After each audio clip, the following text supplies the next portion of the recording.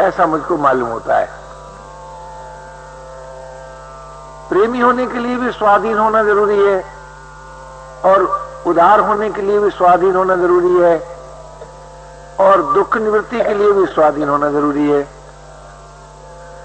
तो ये स्वाधीन होना एक ऐसी कॉमन बात है कि जो सबके लिए जरूरी है। अब प्रश्न होता है कि भाई हम कैसे स्वाधीन हो सकते हैं?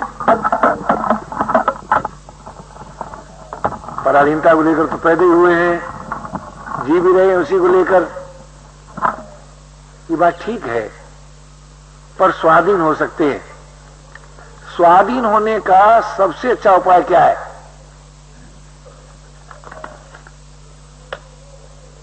मुझे ऐसा लगता है कि जो मौजूद में आस्था रखता हो और मिले हुए का सदुपयोग करता हो और देखे हुए की कामना न रखता हो, वो स्वाधीन हो जाता है। स्वाधीनता किसी परिस्थिति में नहीं है कि अमुक वस्तु हमको मिल जाएगी तो हम स्वाधीन हो जाएंगे, ऐसा नहीं है। क्यों? यदि किसी वस्तु के द्वारा स्वाधीनता मिलेगी तो वस्तु की अधीनता हो जाएगी, किसी व्यक्ति के द्वारा स्वाधीनता मिलेगी तो व्यक्ति की अधीनता हो जाएगी। तो स्वाधीनता किसी परिस्थिति में नहीं है। आप बड़े से बड़ा चित्र बनाइए, कल्पना कीजिए कि ये वस्तु मुझको मिल जाएगी तब मैं स्वाधीन हो जाऊंगा, ये परिस्थिति आ जाएगी तब मैं स्वाधीन हो जाऊंगा, तो ऐसी कोई परिस्थिति नहीं मिलेगी। अब आप लोगों में अगर इस बात को न मानते हो और ये मानते हो कि किसी परिस्थिति विशेष में स्वाधीनता मिल सकती है, तो आप में से कोई बताएं, मुझे अपनी राय बदलने में कोई ऐतराज नहीं होगा, तुरंत बदल दूंगा। परंतु मेरा अपना अनुभव यह है कि स्वाधीनता न तो किसी और के द्वारा मिलती है और न किसी परिस्थिति से मिलती है, ये तो अपने द्वारा अपने को प्राप्त करनी होती है। क्या चीज? स्वाधीनता। स्वाधीनता में न और कोई सहायक है न और कोई बाधक है। ये जो हम कहते हैं साहब दूसरे लोगों ने हमारी स्वाधीनता छीन ली, ऐसी बात भी नहीं है, या दूसरे लोग हमको स्वाधीनता दे सकते हैं, ऐसी बात भी नहीं है। स्वाधीनता एक ऐसी चीज है जो कि अपने द्वारा प्राप्त की जा सकती है, किसी और के द्वारा प्राप्त नहीं की जा सकती। तो उसके लिए सबसे पहली बात क्या है? सबसे पहली बात यह है कि हम थोड़ी देर के लिए 2 मिनट, 4 मिनट, 10 मिनट, इससे ज्यादा नहीं, बिना किसी काम करे और अकेले होकर रहने का स्वभाव बनाएं। ये कोशिश करें कि 10 मिनट तक हम कोई काम नहीं करेंगे और अकेले रहेंगे। अकेले माने शरीर को लेकर नहीं, बिना सामान के और बिना साथी के। जो हमें अपने साथी बहुत से मालूम होते हैं ना, सामान भी बहुत सा अपना मालूम होता है, तो ये नहीं कि उस सामान को हम बर्बाद कर दें या साथियों को नाराज कर दें, ऐसा मतलब नहीं है मेरा। लेकिन थोड़ी देर के लिए, 1 मिनट 2 मिनट के लिए हम ऐसा अनुभव करें कि मान लो हमारे पास हमारा शरीर भी न रहेगा तो हम रहेंगे कि नहीं। ऐसा कोई साथी नहीं होगा तो हम होंगे कि नहीं, ऐसा प्रश्न अपने सामने रखें। सन 59 की बात है, मुझको बॉम्बे में हार्ट की तकलीफ कई दौरा हो चुके थे, तो डॉक्टरों के मत के अनुसार मैं लेटा तो नहीं ज्यादा, तो बंबई से पटना आ रहा था, रास्ते में वृंदावन में जर्नी ब्रेक की, तो मैंने ट्रेन में स्वप्न देखा। क्या स्वप्न देखा कि मैं बोलना चाहता हूं, वो बोल नहीं पाता। तो इशारा करना चाहता हूं, हाथ उठा करके मैं बोला नहीं आता, तो वो भी नहीं कर पाता। पैर से दूसरे आदमी को जगाना चाहता हूं, वो भी नहीं, जो मैं चाहता हूं सो ही नहीं कर पाता। ऐसा मैंने स्वप्न देखा। तो स्वप्न में जब प्राणी दुखी होने जाता है ना, तो एकदम आंख खुल जाती है। आंख खुल गई, अरे ये स्वप्न था।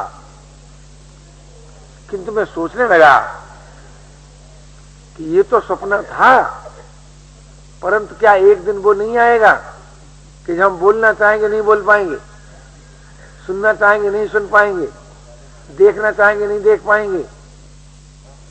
एक दिन आएगा तो भाई। तो मैंने सोचा कि मुझे स्वप्न में इस दशा में तकलीफ क्यों हुई। वो इसलिए हुई ना कि मैं बोलना चाहता था। मुझे कोई और कोई तकलीफ तो थी नहीं, कहीं दर्द नहीं था, कोई पीड़ा नहीं थी। सिर्फ यही था कि जो मैं करना चाहता हूं सो नहीं कर सकता। तो मैंने कहा भाई ये दिन तो एक दिन आएगा। अब क्या करना चाहिए कि अब इस बात पर विचार करना चाहिए कि यदि हमें और आपको यह मालूम हो जाए, हमारा आपका ये अनुभव हो जाए कि कुछ न करने में भी जीवन है, कुछ न करने पर भी हम हैं और जीवन है। अगर ये अनुभव हम और आप कर लें तो अभी स्वाधीन हो जाए। स्वाधीन हमें कौन नहीं होने देता।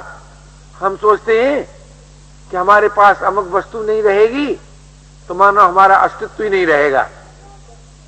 ऐसा जो सोचते हैं, अमुक साथी नहीं रहेगा तो हमारा अस्तित्व ही नहीं रहेगा, ऐसा जो सोचते हैं, इसी से हम पराधीन हैं। लेकिन भाई कौन साथी है जो रहेगा?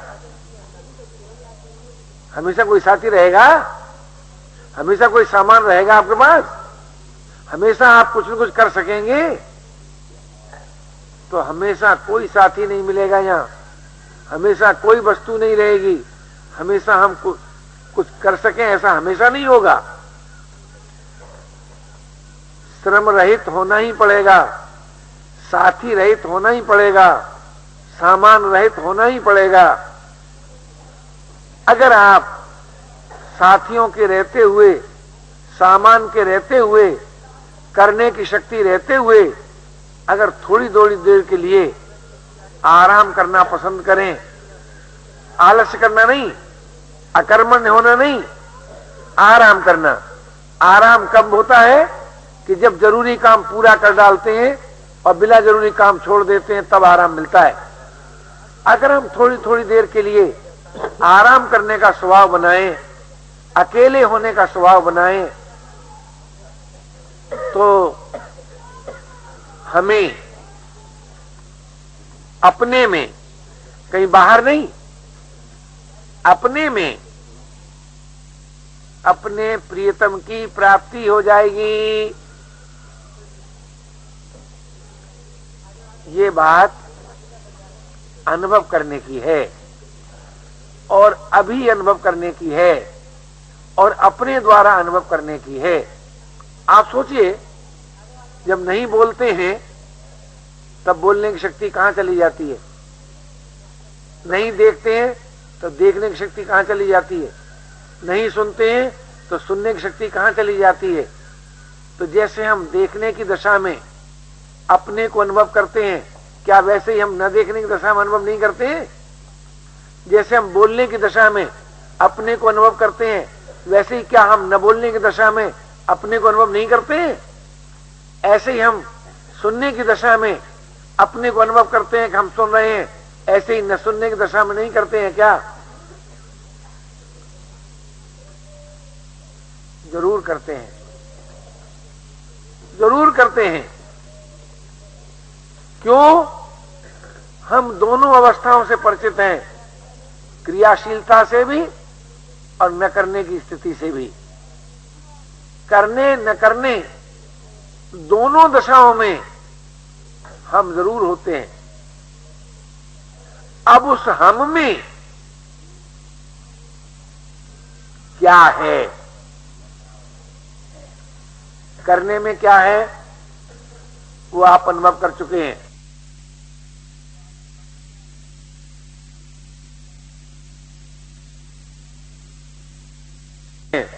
क्या अनुभव कर चुके हैं कि देखते देखते देखने की शक्ति का ह्रास होता है और आप कुछ काल के लिए स्वयं न देखने की स्थिति में होते हैं। बोलते बोलते भी बोलने की शक्ति का ह्रास होता है और कुछ देर के लिए आप स्वयं न बोलने की स्थिति में होते हैं। प्रत्येक प्रवृत्ति के अंत में आप स्वयं कुछ काल के लिए निवृत्ति में होते हैं। इस बात में किसी भाई को, किसी बहन को ऐतराज हो, विरोध हो तो प्रश्न कर सकते हैं। हम नहीं बोल रहे तो समझूंगा कि आपका विरोध नहीं है। तो जब अब सोचने की बात इतनी रह गई कि यदि आज हमें और आपको अपने उस जीवन का अनुभव हो जाए जो न करने की स्थिति में है, फिर हम लोग पराधीन रहेंगे क्या? क्या रहे? नहीं रहेंगे ना। अच्छा, तो न करने की स्थिति में जीवन है, इसका अनुभव करना हर उस भाई के लिए, हर उस बहन के लिए जिसे स्वाधीनता चाहिए, आवश्यक है। अगर आपने ये कहा, ये अनुभव नहीं हुए आपको और ये अनुभव है कि करने ही में जीवन है, तो फिर स्वाधीनता का प्रश्न गलत है। क्यों? बिना पर का आश्रय लिए हम परिश्रम कर सकते हैं क्या? क्या रहा है भाई, बोलो। पर का आश्रय लिए बिना परिश्रम कर सकते हैं क्या? अगर आप ये मानते हैं नहीं कर सकते हैं, तो स्वाधीन होने के लिए परिश्रम से रहित होना पड़ेगा कि नहीं? क्या रहा है? अच्छा, परिश्रम से रहित होने के लिए आवश्यक कार्य पूरा करना पड़ेगा कि नहीं? अनावश्यक कार्य छोड़ना पड़ेगा कि नहीं जी? तो अब ये कि कितना जरूरी हो गया कि अनावश्यक कार्य का त्याग कर दें और आवश्यक कार्य को पूरा कर दें, तब हमें मिलेगा विश्राम। और उस विश्राम में भक्त का भगवान मौजूद है, जिज्ञासु का तत्वज्ञान मौजूद है, योगी का योग मौजूद है। इसमें लेस मात्र भी संदेह की बात नहीं है। यदि भक्त का भगवान विश्राम में नहीं है, यदि योगी का परम तत्व विश्राम में नहीं है, यदि जिज्ञासु का तत्वज्ञान विश्राम में नहीं है, तो फिर भाई वो सभी के लिए संभव नहीं है। क्यों? कार्य करने की क्षमता क्या दो व्यक्तियों की भी समान होती है? क्या राय? नहीं होती। अच्छा, तो जब कार्य करने की क्षमता दो व्यक्तियों की समान नहीं होती, तो कार्य करने में जो भगवान मिलेगा वो एक ही आदमी मिलेगा, दो को भी नहीं मिलेगा। क्या राय? लेकिन भगवान तो हर भक्त को मिलना चाहिए, जिज्ञासु हर तत्वज्ञान हर जिज्ञासु को होना चाहिए, योग हर योगी को मिलना चाहिए। तो जो चीज सभी को मिल सकती है वो विश्राम में है, श्रम में नहीं है। अब जो कुछ करना है वो विश्राम की तैयारी के लिए करना है। लेकिन हमसे गलती क्या होती है कि जब हम संसार से विरक्त होकर, विमुख होकर आत्मा और परमात्मा की ओर चलना चाहते हैं, तब भी उसी विश्राम का सहारा लेते हैं। ये बड़ी भारी भूल होती है। परमात्मा की, देखिए संसार की ओर चलने के लिए आपको श्रम अपेक्षित है, पराश्रय अपेक्षित है, लेकिन आत्मा और परमात्मा की ओर अग्रसर होने के लिए न श्रम अपेक्षित है न पराश्रय अपेक्षित है, दोनों ही की अपेक्षा नहीं है। और अगर आपको ये मालूम हो जाए कि पराश्रय और परिश्रम के बिना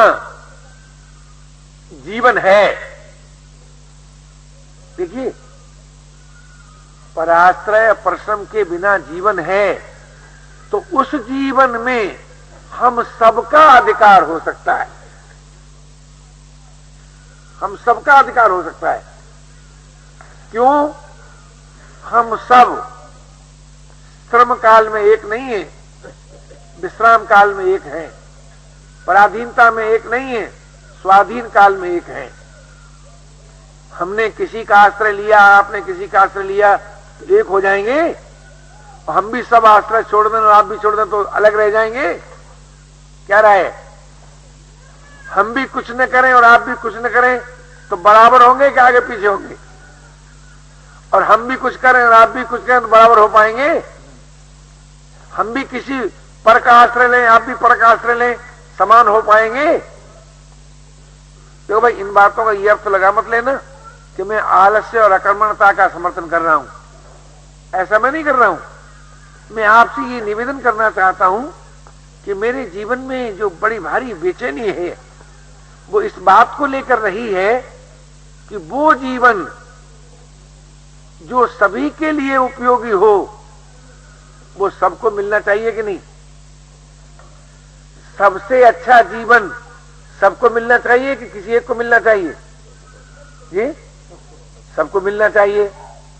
तो सबको जो जीवन मिल सकता है वो स्वाधीनता और विश्राम में है, वो पराधीनता और परिश्रम में नहीं है। ये एक दार्शनिक बात मैंने आपसे निवेदन की। अब आप देखें कि जब हम स्वाधीन हो जाते हैं तब उदार होने में कठिनाई होती है क्या? जी, अच्छा, समता पाने में कठिनाई होती है क्या? प्रियता जगाने में कठिनाई होती है क्या? अब आप देखिए, स्वाधीन होते ही उदारता, समता और प्रियता ये हर भाई को, हर बहन को मिल सकती है। उदारता का अर्थ क्या है? समता का अर्थ क्या है? प्रियता का अर्थ क्या है? इसमें थोड़ा विचार कीजिए।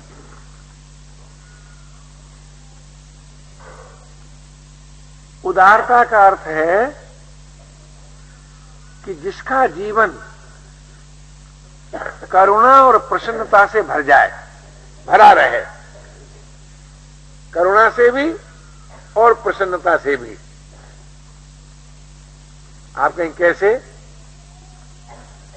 जब आपका परिवार का कोई आदमी, जैसे किसी पिता से पूछा जाए कि जब तुम्हारा लड़का बहुत योग्य सिद्ध हो जाता है तो प्रसन्नता होती है कि नहीं? जी, तो जिसे हम अपना मानते हैं उसको जब सुखी देखते हैं तो प्रसन्नता होती है कि नहीं होती? ऐसे ही जिसे हम अपना मानते हैं और उसे दुखी देखते हैं तो करुणा होती है कि नहीं? तो ये करुणा और प्रसन्नता स्वाभाविक चीज है कि कोई परिश्रम से प्राप्त की जाती है? लेकिन कब? जब सुखी को अपना माने तब, जब दुखी को अपना माने तब। और संसार में अगर हम आपसे पूछें कि भाई संसार में जो आप देख रहे हैं, सुखी और दुखी से भिन्न भी कुछ देख रहे हैं क्या?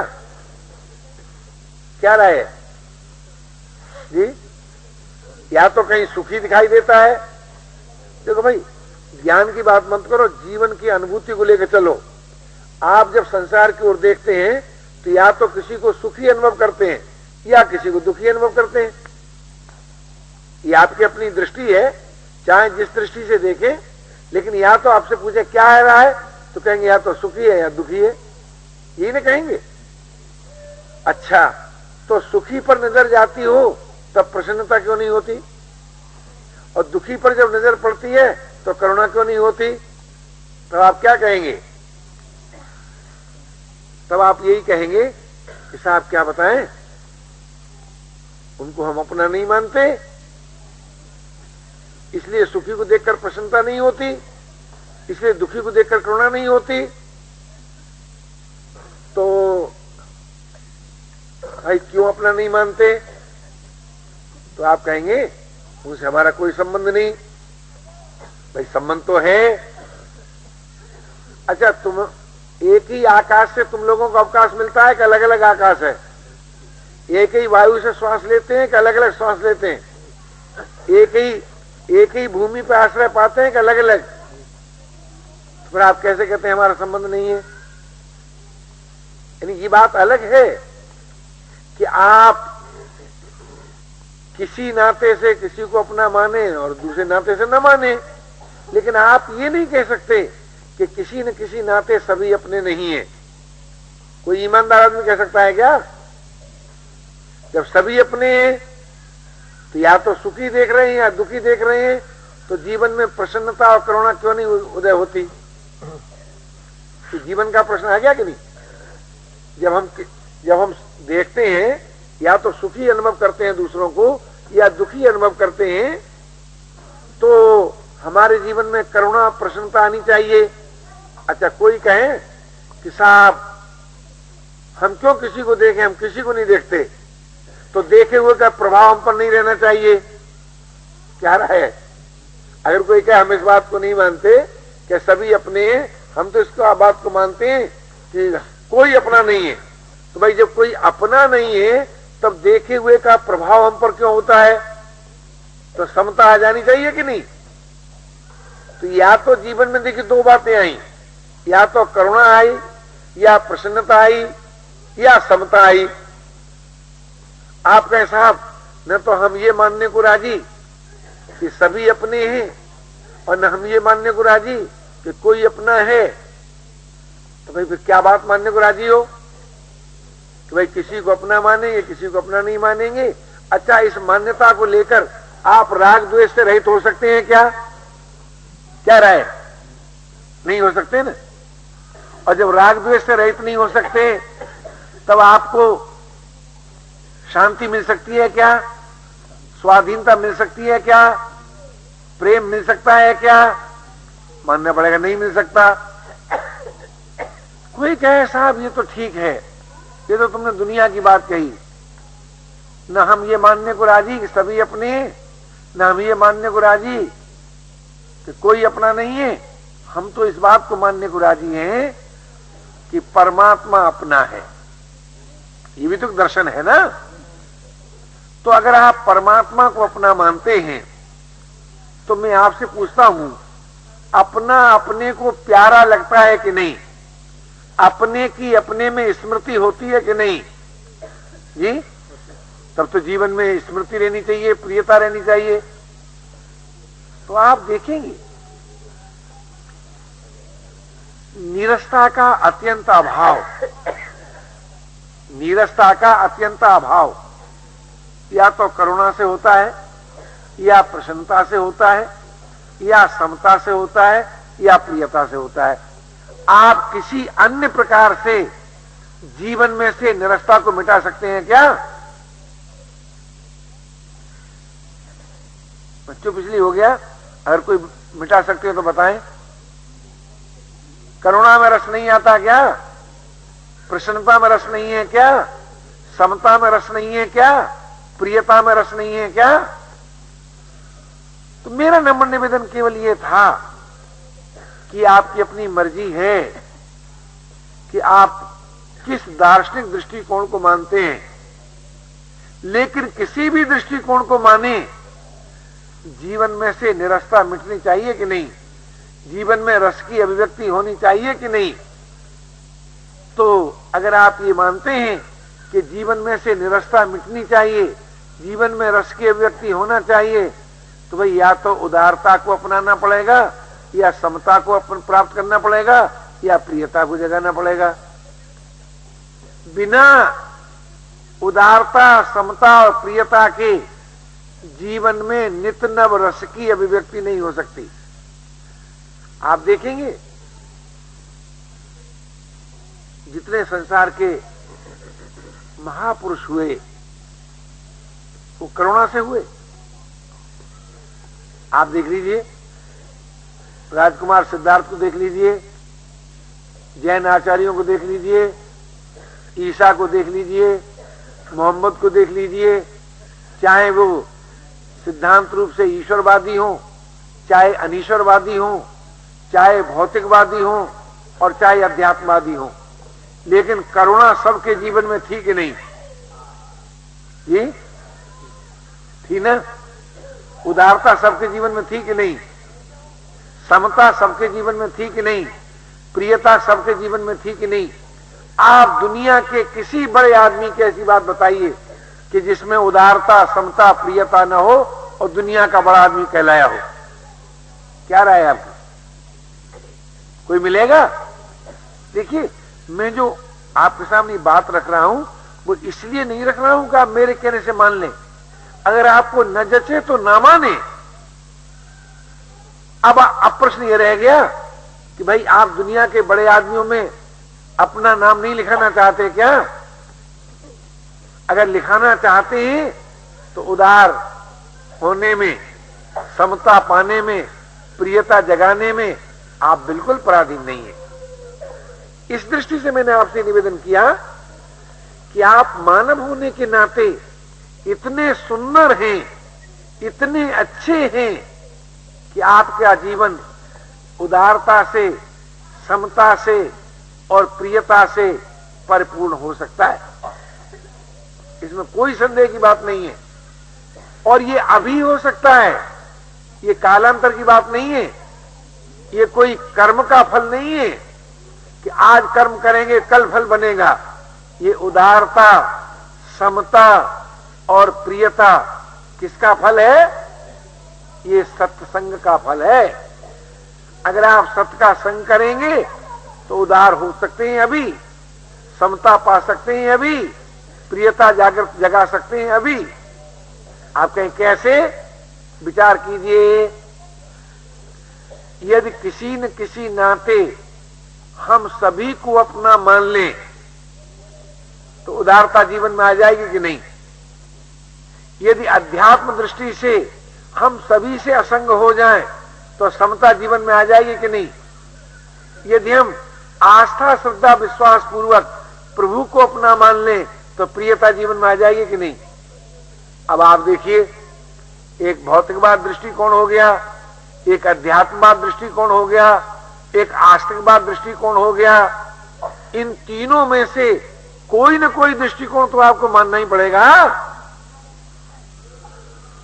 अगर आप कहेंगे नहीं साहब, हम न भौतिकवादी दृष्टिकोण मानेंगे, न हम अध्यात्मवादी दृष्टिकोण मानेंगे, न हम ईश्वरवादी दृष्टिकोण मानेंगे, तो कुछ न मानने पर क्या दशा होगी?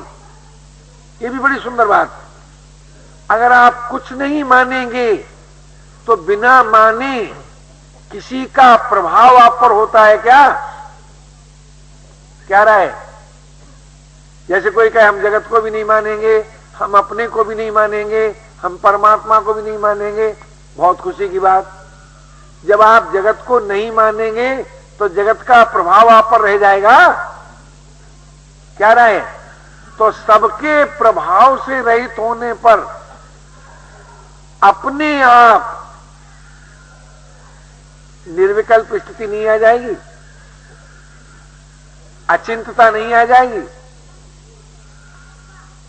स्वाधीनता नहीं आ जाएगी। जी तो सत्य क्या निकला?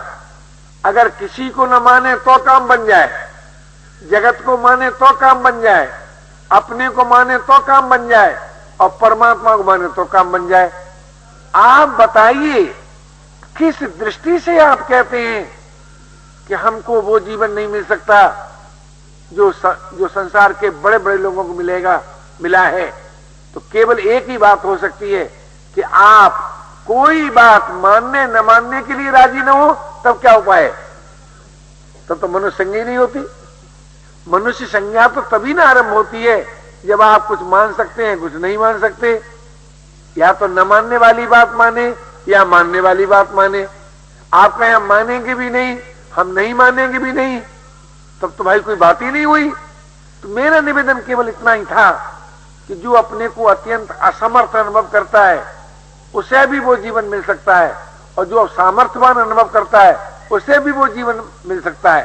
बोले असमर्थ को कैसे मिलता है कि असमर्थ में कुछ न करने की स्थिति आ जाएगी, क्योंकि सामर्थ्य के बिना किसी कार्य की सिद्धि नहीं होती। और आप हो गए असमर्थ, सामर्थ्य रहित, तो न करने की स्थिति आपको आ जाएगी। और सामर्थ्यवान अगर आप हैं तो सामर्थ्य के सदुपयोग के बाद सामर्थ्य का तादात्म्य टूटकर भी न करने की स्थिति आ जाएगी। कैसा मंगलमय विधान है, कैसा अनुपम विधान है कि असमर्थ को भी जीवन मिल जाए और समर्थ को भी जीवन मिल जाए। लेकिन जो सामर्थ्य का दुरुपयोग करे और ऊपर से कहे असमर्थ और भीतर से करे सामर्थ्य का दुरुपयोग, उसको कहते हैं असत का संग। मेरा निवेदन केवल इतना था कि जो आपका सत्य है उसको आप स्वीकार करें, आपका सर्वतोमुखी विकास हो जाएगा, जरूर हो जाएगा। हम क्या बताएं आपको, हम अपने जीवन को सामने रख के नहीं सोचते। सचमुच हमने नहीं सोचा कि परमात्मा क्या है। नहीं, परमात्मा के मिलने में देर होती, न परमात्मा के मिलने में देर, न मुक्ति पाने में देर, न शांति पाने में देर। जितनी देर लगती है वो सुख सुविधा के भोगने में लगती है दोस्त, लगती है कि नहीं? यानी हम किसमें पराधीन हैं? जैसे हमारे पंडित जी ने गाया था ना, हम जो चाहते हैं सो होता नहीं, जो होता है सो भाता नहीं, जो भाता है सो रहता नहीं। इसमें हम ही पराधीन है, कौन पराधीन बताओ? अरे हम कहते हैं ब्रह्म के बाप ने जो चाहा सो नहीं हुआ, ब्रह्म की लुगाई ने जो चाहा सो नहीं हुआ है। सीता जी चाहती थी हिरण के चर्म मिल गया। महाराज दशरथ चाहते थे कि राम वन को न जाए, उनके मन की बात पूरी हो गई। अजी आज का महामानव गांधी जी चाहते थे हिंदुस्तान का विभाजन न हो, बात पूरी हो गई जी? नहीं हुई। तो सिद्धांत क्या निकला? जो चाहते सो होता नहीं, और जो होता है सो भाता नहीं, और जो भाता है सो रहता नहीं। तो हमने कहा भले आदमी भी चाह छोड़ क्यों नहीं देते? अचाह होने में जीवन है, अचाह होने में जीवन है। और अचाह होने के लिए आंख बंद करोगे कि कान बंद करोगे कि श्वास रोकोगे कि आसन साधोगे कि मुद्रा साधोगे, ये तो तुम्हारी मौज की बात है। तुम मान लो मुझे कुछ नहीं चाहिए, कुछ नहीं चाहिए, कोई रुपया खर्च होगा इसमें। लेकिन जब तुम अचाह हो जाओगे तब प्रभु के लिए प्रेमी और जगत के लिए उदार और अपने लिए दुख निवृत्ति, ये तीनों चीजें आपको मिल जाएंगी। कितनी महिमा है अचाह होने की, अचाह होने की कितनी महिमा है। सचमुच जिसे कुछ नहीं चाहिए वो सारे जगत के लिए उदार हो सकता है। सचमुच जिसे कुछ नहीं चाहिए वो प्रभु के लिए प्रेमी हो सकता है, उसके दुखों की निवृत्ति हो सकती है, उसे शांति मिल सकती है, उसे स्वाधीनता मिल सकती है। कौन रोकने वाला है? लेकिन एक बात तो बता भैया, जो कुछ भी चाहता है वो किसी को प्यार कर पाएगा? क्या राय? कभी नहीं कर पाएगा। जो कुछ भी चाहता है उसकी दुख निवृत्ति हो पाएगी, उसको शांति मिलेगी? तो भैया आज मानो कल मानो, अभी मानो कभी मानो, जब तक अचाह नहीं हो जाते आप। देखिए अचाह होने से कर्तव्य में कोई बाधा नहीं पड़ती, क्यों? कर्तव्य का संबंध होता है प्राप्त परिस्थिति से। आप जिस परिस्थिति में हैं उसके अनुसार जो करना चाहिए, जिसे कर सकते हो कर दो, इसका नाम है कर्तव्य, इसका नाम है धर्म विज्ञान। क्या?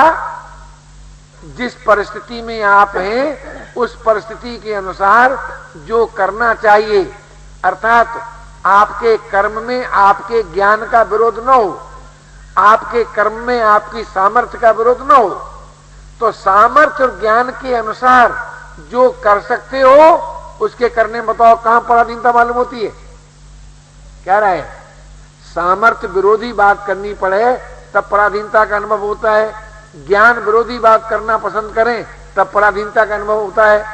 अगर हम ज्ञान और सामर्थ्य के अनुसार जो कर सकते हैं, जो करना चाहिए उसको कर दें तो बताओ कर्तव्य पालन में कहां पराधीनता है क्या?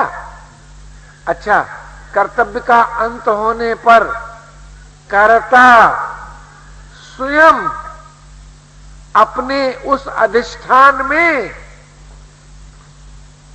विलीन हो जाता है जो सदैव है, जो अविनाशी है, जो चिन्मय है, जो नित्य है, जो रसरूप है, जिसकी महिमा का कोई बारा पार नहीं है। इसलिए महान भाव किसी भी सिद्धांत के मानने वाले क्यों न हो, अचाह होना तो जरूरी है, कर्तव्य पालन भी जरूरी है। तो अचाह हो करके कर्तव्य पालन नहीं कर सकते क्या? जरूर कर सकते हैं। अचाह होने से कर्तव्य का पालन भी कर सकते हैं, मुक्त भी हो सकते हैं और प्रेमी भी हो सकते हैं।